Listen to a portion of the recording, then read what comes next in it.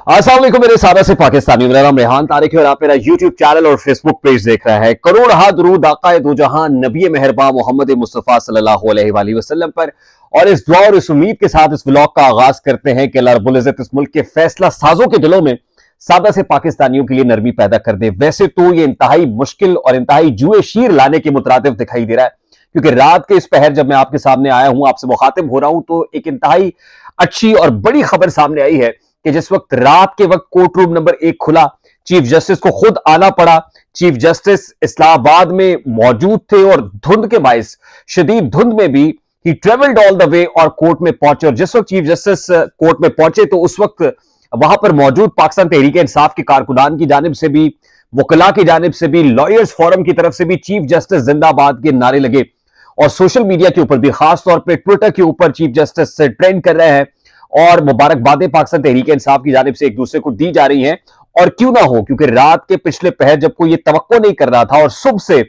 Court में दरखास्त pending पड़ी थी, अदालती वक्त खत्म होने के बाद ये तस्वुर किया जा रहा था कि जैसे अब एक बड़ी गिरफ्तारी हो जाएगी, मगर वो गिरफ्तारी टल गई सिर्फ चीफ जस्टिस की इंटरवेंशन की तरफ वजह से।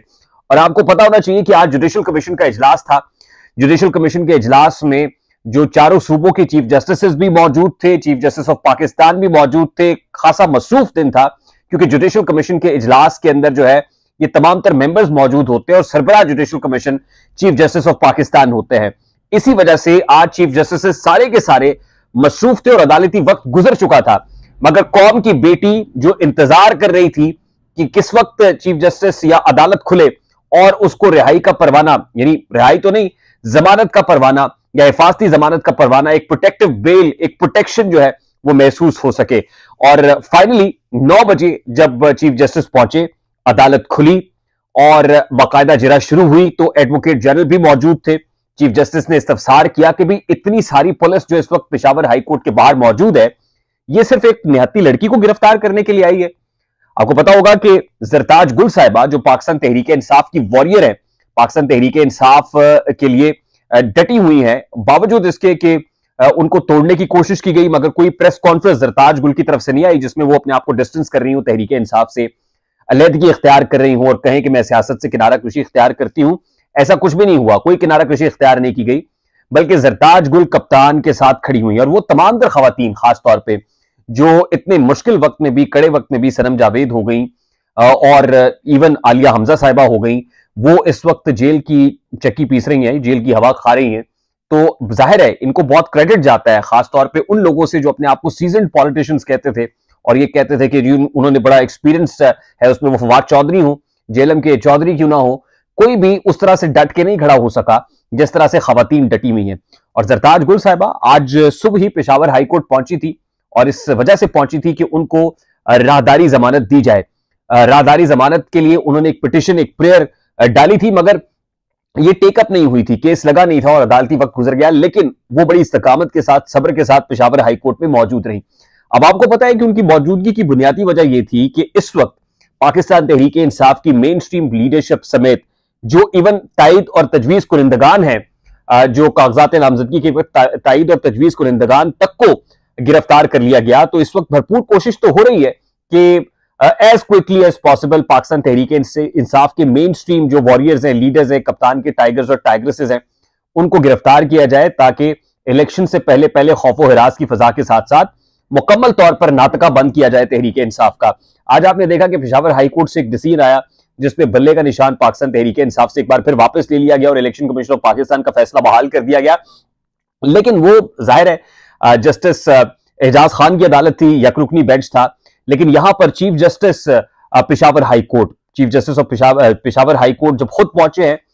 और उन्होंने आकर एडवोकेट जनरल से कहा कि भी अगर हम एक खातून को इंसाफ नहीं दे सकते, अगर हम अपना जो फराइज मनसबी है वो अदा नहीं कर सकते, तो मुझे और आपको मुस्ताफी हो जाना चाहिए। और फिर यह इस्तफसार किया कि इतनी सारी जो पुलिस इस वक्त कोर्ट के बाहर मौजूद है, क्या वो खातून जो पेशावर हाईकोर्ट में मौजूद है, क्या उसने पुलिस के ऊपर कोई धावा बोला था, कोई अटैक किया था, इसका कसूर क्या था? और फिर यह भी कहा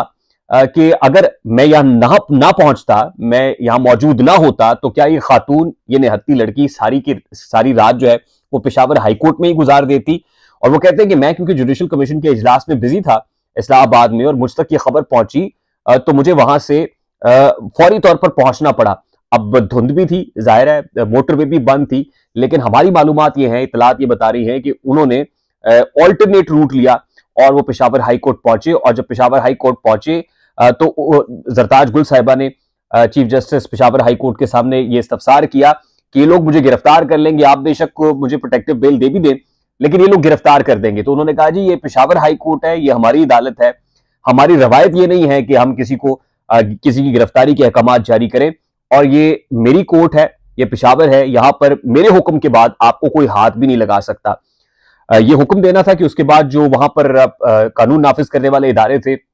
जो सिक्योरिटी फोर्सेस थी, पुलिस की भारी नफरी थी। मुझे बहुत अच्छा लगता कि अगर मैं वो विजुअल्स आपके सामने रख सकता, लेकिन जाहिर है गैर मामूली हालात है, इंपॉर्टेंट खबर थी कि मुझे आपके सामने आना पड़ा, मैं उसको एडिट नहीं कर पाया या विजुअल्स आपके सामने नहीं रख पाया। मैं आपको अंदर की मनाजिर भी दिखाता कि किस तरह लोगों ने chief justice Peshawar high court के हक में नारे बुलंद किए हैं, किस तरह इमरान खान जिंदाबाद के नारे लगे हैं, और किस तरह पेशावर हाई कोर्ट के बाहर पुलिस की भारी नफरी मौजूद थी। मैं आपको दिखाता कि किस तरह सैकड़ों की तादाद में वहां पर पुलिस के जो जवान है वो मौजूद थे,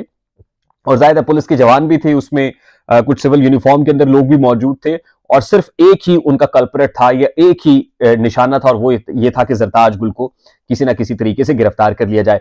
अब हम आपको बताते हैं कि एक तरफ चौधरी रियासत अली है और दूसरी तरफ काजी अदालत अली है। मसल शो करने की भरपूर कोशिश की जा रही है, लेकिन अभी आज का दिन गो के पाकिस्तान तहरीक इंसाफ के लिए कोई अच्छा दिन नहीं था। बहुत बुरा दिन इसलिए था कि सुप्रीम कोर्ट ऑफ पाकिस्तान ने बहुत अच्छे रिमार्क्स ना तो आए, ना ही कोई रिलीफ का सामान हुआ, और फिर पेशावर हाई कोर्ट से बल्ला भी वापस ले लिया गया। लेकिन मेरा ये ख्याल है कि अल्लाह रब्बुल इज्जत की जात बड़ी कादिर है, और आने वाले दिनों में कोर्ट के अंदर केसेस तो मौजूद है, वो सुप्रीम कोर्ट हो, सुपीरियर कोर्ट हो या हाई कोर्ट्स हो, तो कहीं ना कहीं से रिलीफ के इम्कान जरूर होंगे। और जाहिर है अगर इस तरह के इकदाम होते रहेंगे तो ये काउंटर प्रोडक्टिव भी होंगे, और लोग जिस तरह फरते जज्बात में नारे बुलंद कर रहे हैं, इमरान खान जिंदाबाद के नारे लगा रहे हैं, चीफ जस्टिस के हक में, पेशावर हाई कोर्ट के हक में नारे लगाए, तो यहां पर जो भी हक के साथ खड़ा होगा उसके लिए नारे ही बुलंद होंगे, उसके लिए मोहब्बतें ही होंगी, लोग दिल खोलकर उसको दाद भी देंगे, और जो दूसरी संप में खड़ा होगा जाहिर है वो भी रिएक्शन फेस करेगा। तो आने वाले दिन बड़े क्रूशल है। देखना यह है कि लोग दिलों के अंदर जगह बनाते हैं, दिलों पर हुक्मरानी करते हैं, या जोर ताकत के जरिए से लोगों को जेर करने की कोशिश करते हैं। आई होप कि ये जो क्विकली हम आपके सामने आए हैं और ये ब्रेकिंग आपके सामने आज के साथ शेयर की है, अगर आपको पसंद आई हो तो इसको लाइक और शेयर जरूर कीजिएगा, इसलिए ताकि इस वीडियो की आउटरीच बढ़ जाए, ज्यादा से ज्यादा लोगों तक हमारा मैसेज पहुंचे। और अगर आपने अभी तक हमारा यूट्यूब चैनल सब्सक्राइब नहीं किया है तो यूट्यूब चैनल को सब्सक्राइब कर लें, और अगर बेल आइकन प्रेस करेंगे तो ऐसी बहुत सारी वीडियोस आपकी निगाह से गुजरती रहेंगी। मुझे रेहान तारिक को इजाजत दीजिए, अपना बहुत सारा ख्याल रखिएगा। अस्सलाम वालेकुम।